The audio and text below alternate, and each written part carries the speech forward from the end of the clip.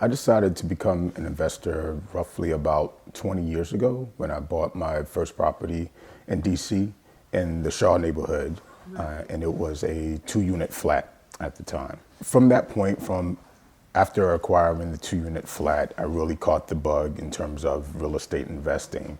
And the purpose of buying the 2-unit flat was because I was looking for a home, and talking to several friends, they noted that it would be best and most economical if I could find some place where I could live in a unit and rent a unit out.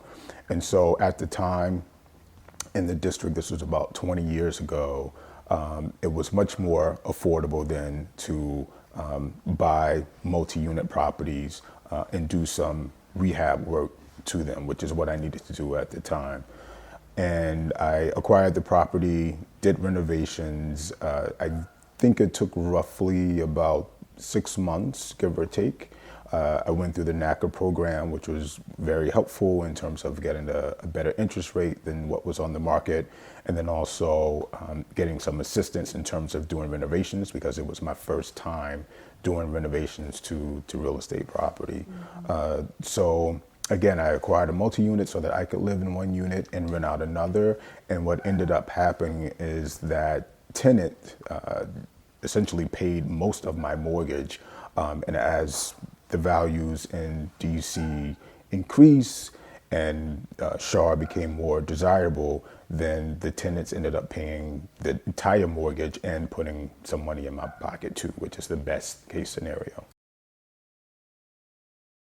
So I have several more properties now. After that acquisition in DC, I acquired another property in the district, and that was about maybe 4 years later, roughly the way my real estate investment business is run. There's some caveats, but roughly every 3 to 4 years is when I make an acquisition. And there was a time period there, kind of the early 2000s, where there were more acquisitions, or acquisitions happening at a faster clip.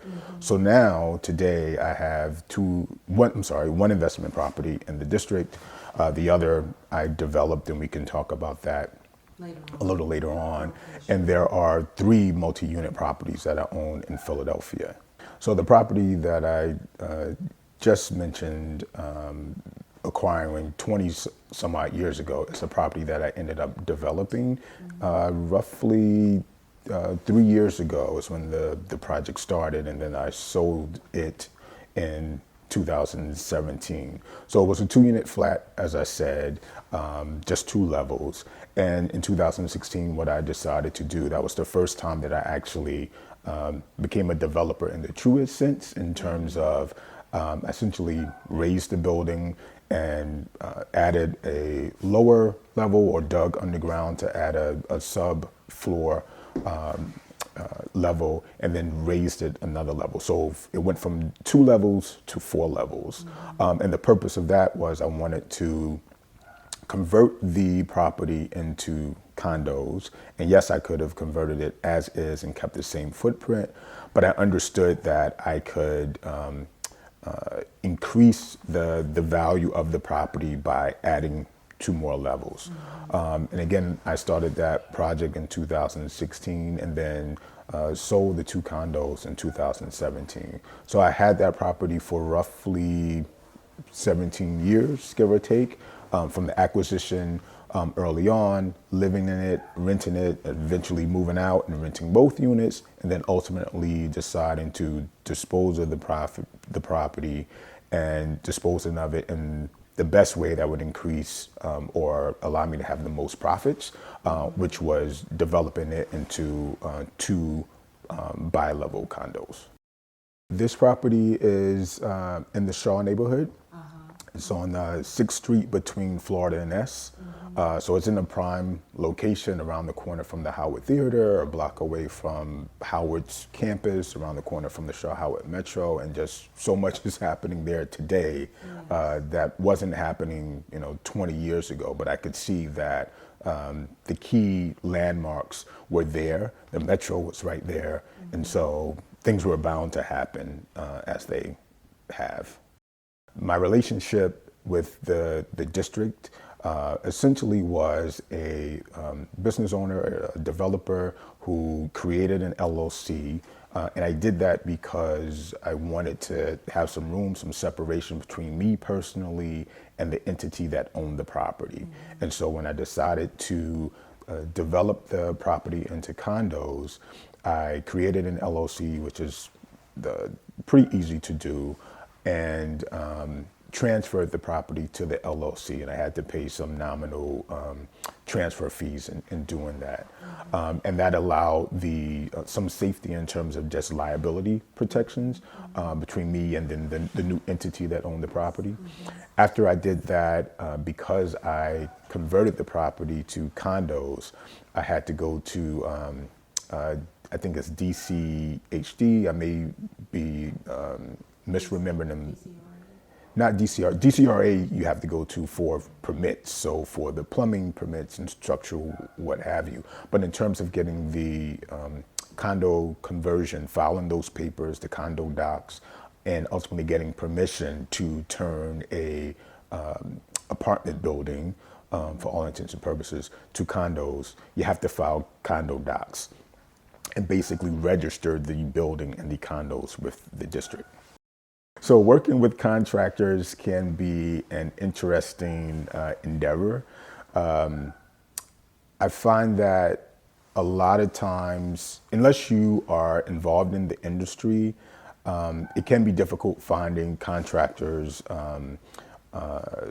that are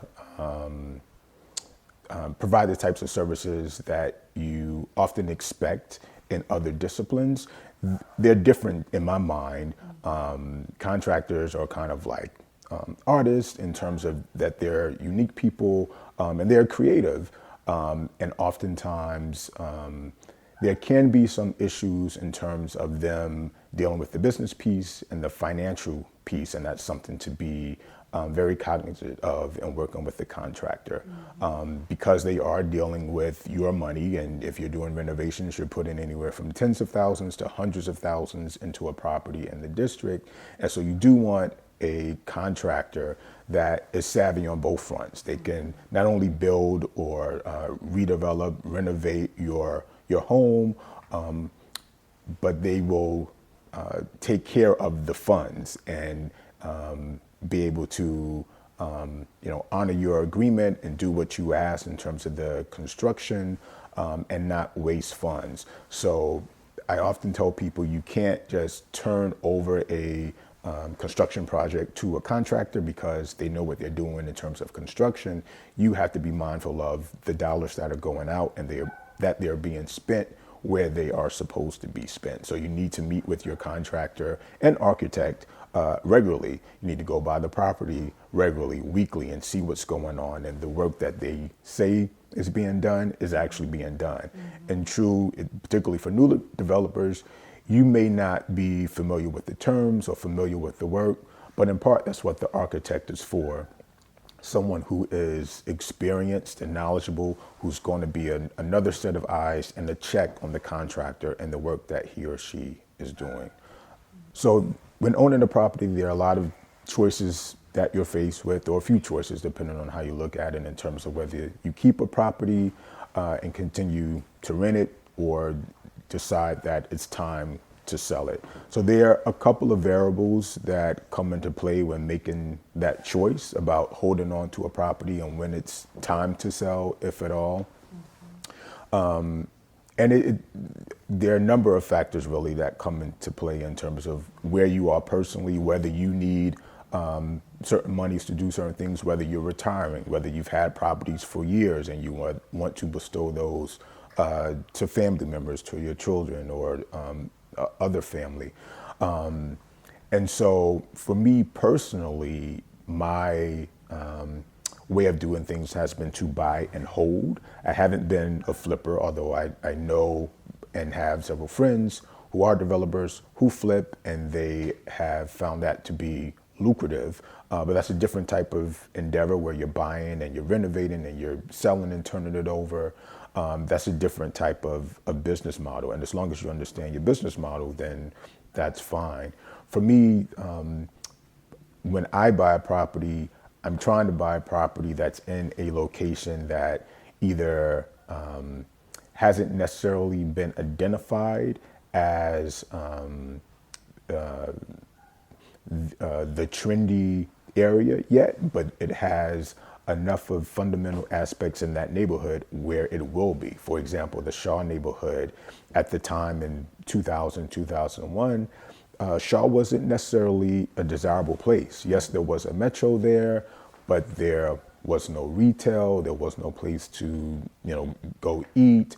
There was no place to entertain yourself other than maybe the 930 Club. But it didn't have the amenities then that it has today.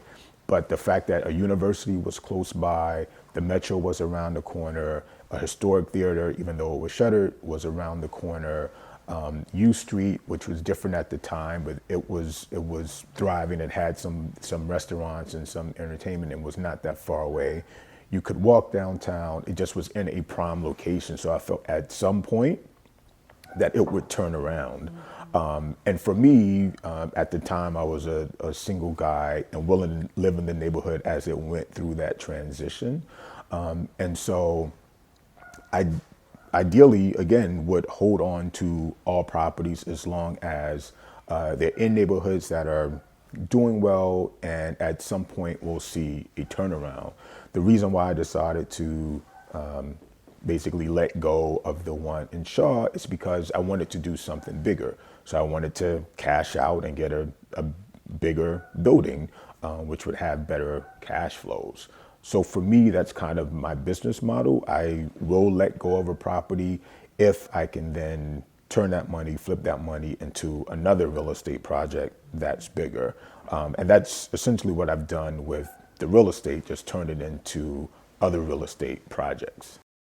So investing in DC in 2019 is a lot different than it was when I first started 20 years ago.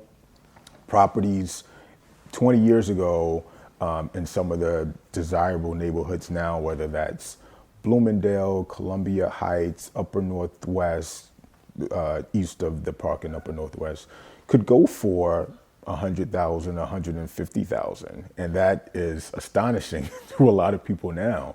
But that's how far the district has changed. In 20 years, prime locations having properties that went for 150, 175, which people thought was a lot in 2001, to today where, particularly Northwest, you could find a property for $1 million and still have to do work to it.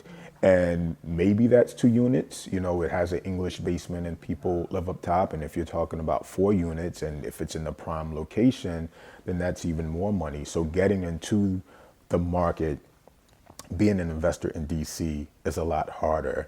And at some point, a few years back, maybe 2012, 2014, people said, they started looking at places further east.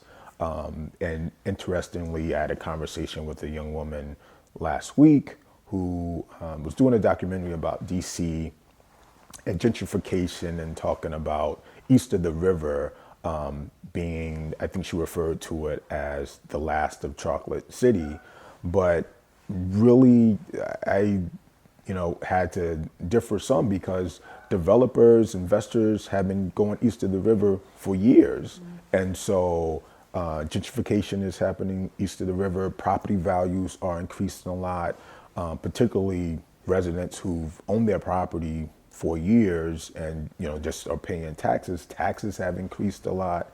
And so it's harder no matter where you are in the district. The district as a whole is a lot more expensive than it was, no matter where you're investing.